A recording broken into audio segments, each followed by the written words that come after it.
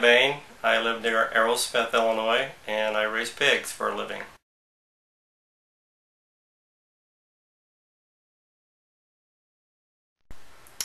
I'd like to talk a little bit about our operation as far as ownership. It is a family operation. We've raised pigs as long as I've been around. I'm 50 years old. My father raised pigs across the road. In 1995, myself and 4 other brothers of my own, 2 of them which are veterinarians, decided we wanted to be in the hog industry for the long term. So we built this farm to remain competitive and incorporate the latest technologies. And so there's 5 owners, all brothers of this farm, and I am one of the owners as well as the manager operator on a daily basis. What does a typical day in your shoes look like? A typical day for me, I always tell people that my #1 priority is the health and the comfort of the animals. So my day starts to check and make sure that all the buildings, all the mechanics of the buildings are operating properly. Because the pigs are inside, we do that for their comfort and for their well-being, but that also means that I am personally responsible for their well-being, and so we have to take steps to make sure that in the winter they're properly heated, in the summer they're properly ventilated, and we actually have cooling, evaporative cooling, in front of all the sows to make sure they're comfortable. As some people know, pigs don't sweat, so we have to provide that cooling for them.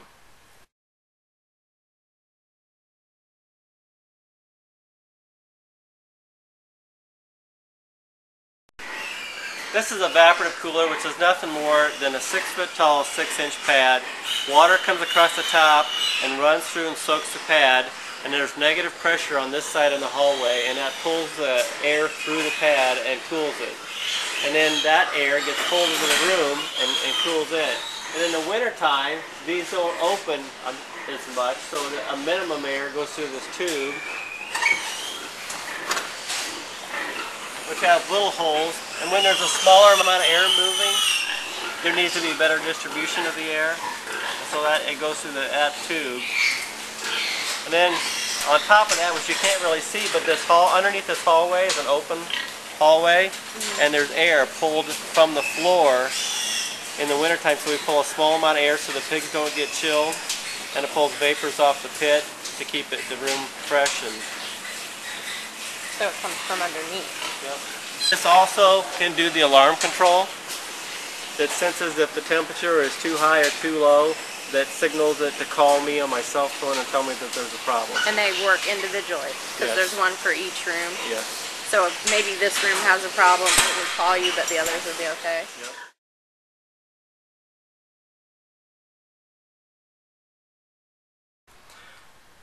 As a pork producer all my life, we figured out that probably one of the most important things is herd health.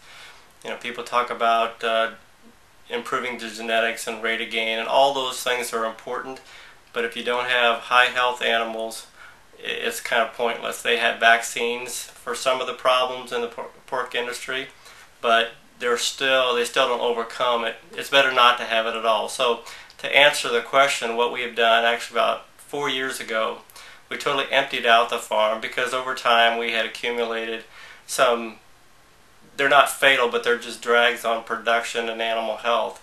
And so we repopulated with a very high health herd. Actually, these animals came out of Canada. And at the same time, we closed the herd down, which means that no animals come in.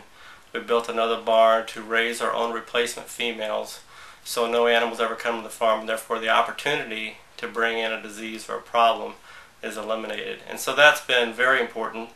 And then to maintain that on a daily basis, all employees and myself have to shower in to the farm so we don't carry anything in. There's bird screens on the buildings.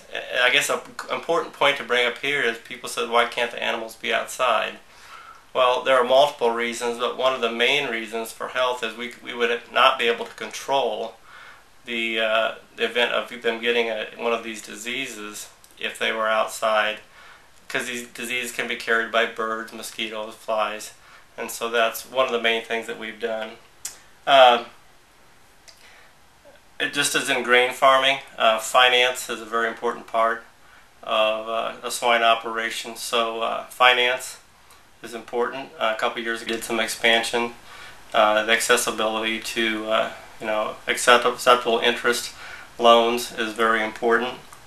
The other thing probably is we haven't had a direct threat in this state as of yet, but in the nation as a whole, the Humane Society of the United States is looking to threaten the way that we do business. They're wanting to enforce methods on us or change the methods that we use.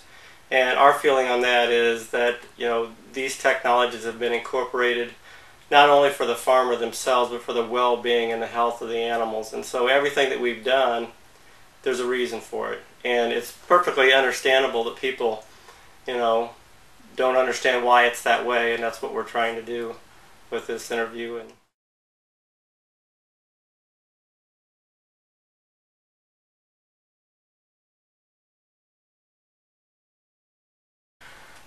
Very important, it would be a veterinarian. We actually work with 2 veterinarians.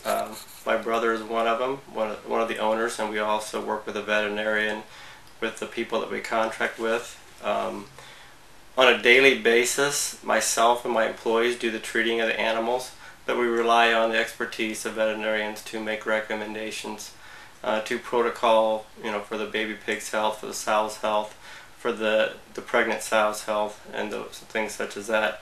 The veterinarians also work closely with nutritionists to formulate the diet and any treatment that might have to be put into the feed.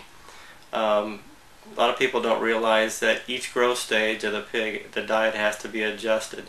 Protein levels, energy levels, vitamins, amino acids. So we feed. I think there's about 8 different variety of rations on the farm here for the different growth stages and life stages of the pig. So it's not all the same.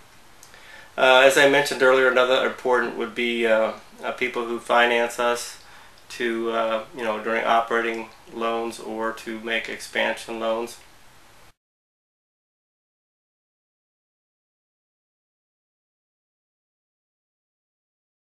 I guess being 50 years old and been around pigs all my life, people tend to think that pigs need to be outside and it was better in the good old days. Well, I raised pigs then too, and trust me, we've never been better. We've never treated the pigs better than we do today. When I was growing up, they were on open lots. When it was 20 below zero, they were outside. Yeah, you bedded them, but it's not the same as being in a 70-degree room all the time.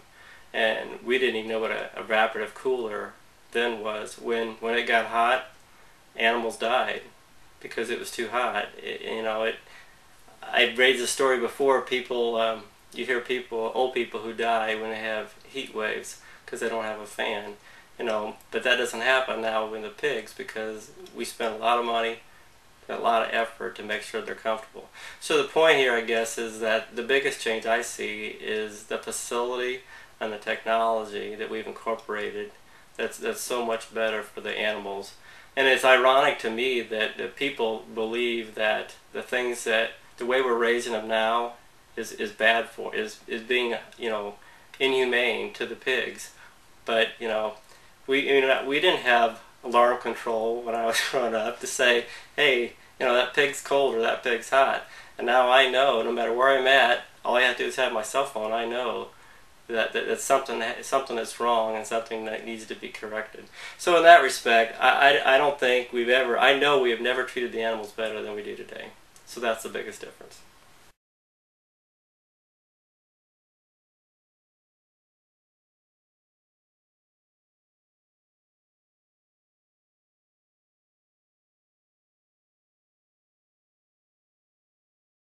I guess I would have to say that I know that every day when I come to work, the things I do will make a difference in my success.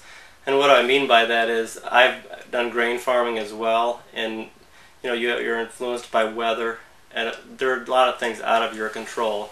And that's not to say there are things that are not under your control in the swine industry, but through contracting and other means that we have used, simply business practices, we can eliminate some of those risks, and the things that we know we're good at, we seem like we can make a difference, and we can make an improvement to the animals' lives and to our bottom line.